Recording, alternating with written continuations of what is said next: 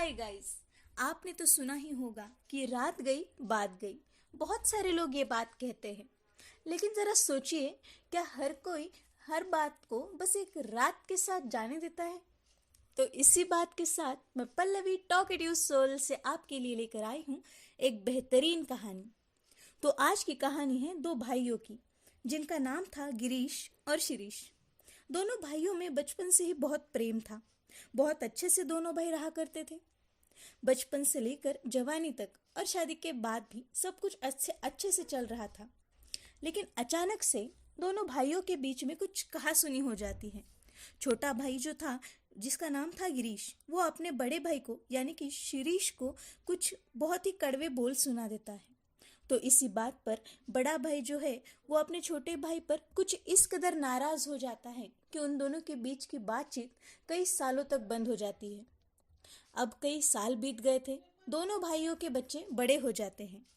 तो छोटा भाई गिरीश जो था, उसकी बिटिया की शादी तय होती है। तो वो शादी की तैयारियों में लग जाता है। फिर उसे लगता है कि बड़े भैया के बिना शादी कैसे होगी। तो शादी में अगर भैया आएंगे तो पूरा परिवार फिर से एक साथ मिलकर साथ साथ खुशियां मनाएगा। तो गिरीश अपने बड़े भैया के घर शादी का कार्ड लेकर जाता है और उनको शादी में आने का इनविटेशन देता है। तब बड़े भैया गिरीश को जो है कहते हैं कि याद कर छोटे, तूने मुझे कितने कड़वे बोल सुनाए थे, वो मैं अभी तक नहीं भूला हूँ।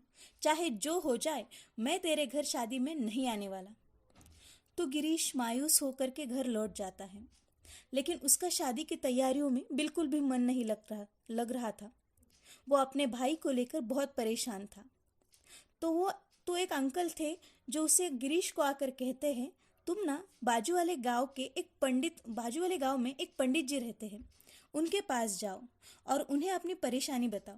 तुम्हारा भाई शिरीष जो है ना, उनके सत्संग में हमेशा जाता है, बहुत मानता है उन पंडित जी को। वो तुम्हारी समस्या का हल जरूर बताएंगे। यह सुनकर गिरीश जो है उन पंडित जी के यहाँ जाता है और उन्हें सब बताता है। तो पंडित जी उसे कहते हैं, तुम निश्चित होकर जाओ बेटा, तुम्हारे भैया शादी में जरूर आएंगे, तुम खुशी खुशी तैयारियां करो शादी की। तो गिरीश वहां से खुशी खुशी चला जाता है और शादी की तैयारियों में लग जाता है। अगले दिन बड़ा भाई पंडित जी के सत्संग में जाता है। तब पंडित जी उसे अपने पास बुलाते हैं और पूछते हैं कि कैसे चल रही है शादी की तैयारी। तो बड़ा भाई उनसे कहता है कि पंडित जी, मैं शादी में नहीं जाने वाला। कुछ साल पहले मेरे छोटे भाई ने मुझे बहुत कड़वे बोल सुनाए थे। तो पंडित जी कहते हैं, अच्छा ऐसा हुआ था क्या, ठीक है ठीक है। उसके बाद पंडित जी ने शिरीष से पूछा कि बेटे जरा बताओ तो, कुछ दिन पहले मैंने सत्संग में कौन सी बात बोली थी जो सुनकर तुम और बाकी सब लोग भी बहुत खुश हो गए थे, बहुत प्रसन्न लगा था उन सबको और तुम्हें भी।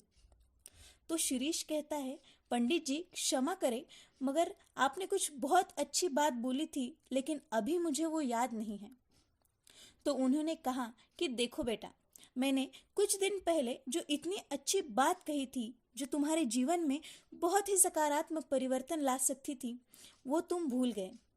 लेकिन तुम्हारे भाई ने कुछ साल पहले जो कड़वे बोल तुम्हें सुनाए थे, वो तुमने अभी तक याद रखे हैं, अभी तक उसे दिल से लगा करके बैठे हो। तुम्हारी जो याददाश्त है, उसे अच्छी चीजों के लिए संभाल कर रखो ना। ऐसी नेगेटिव बातें अपने याद रखने से अपना ही दिमाग जो है वो खराब हो जाता है, अपना ही हाल जो है वो खराब होने लगता है। हमारी प्रॉब्लम क्या है पता है? हम बुरी चीज़ों को इसलिए लंबे समय तक याद रखते हैं क्योंकि हम उसका बार बार रिवीजन करते रहते हैं, बार बार दोहराते रहते हैं कि उसने मुझे ऐसा कहा था, इसने मुझे इतना बुरा कहा था। तो हम उल्टा कर रहे हैं ना। तो आज से क्या करना है, तुम्हें अच्छी बातों को याद करना है और बुरी बातों को वहीं पे छोड़ देना है। याद करना चाहिए उसे भुला दे रहे हैं, और जिसे याद रखना चाहिए उन खूबसूरत लम्हों को हम भूलते जा रहे हैं। तो बस बड़ा भाई जो है वो पंडित जी की बात को समझ जाता है और घर जाकर अपने छोटे भाई को गले लगाकर खुशी खुशी शादी में शामिल हो जाता है। तो बस कहानी बहुत छोटी सी है दोस्तों, लेकिन हमें सिखाती है कि यादें अगर अच्छी हो तो खुशी देती है, और यादें अगर बुरी हो तो हमें ही परेशानी देती है।